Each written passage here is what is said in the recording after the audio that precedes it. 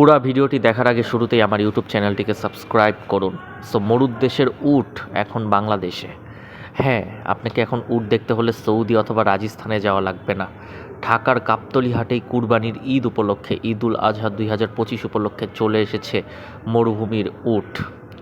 উটটা অনেক সুন্দর এবং অনেক ভদ্র একটা উট। আসলে না, উটটা একটু দুষ্ট টাইপের।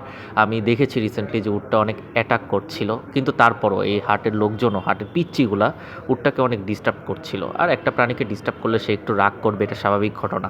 সো এই উটটার দাম চাচ্ছে, প্রথমে আমি শুনেছিলাম 30 লাখ, পরবর্তী শুনেছি 28 লাখ। তবে যেটা দামই হোক না কেন, আমি আশা করি উটের মালিক সঠিক দামেই, যিনি উটটাকে কিনে আল্লাহর উদ্দেশ্যে উৎসর্গ করতে চান, কুরবানি দিতে চান, তার হাতেই দেওয়া হবে।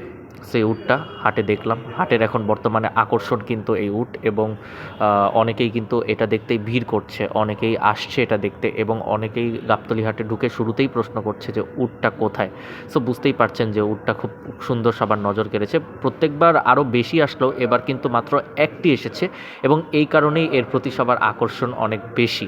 এবং অনেকেই আছে বাংলাদেশে যারা হয়তো এর আগে এই উট দেখার সৌভাগ্য হয়নি, তারাও এই জন্য দেখতে আসছে যে উট দেখতে কেমন।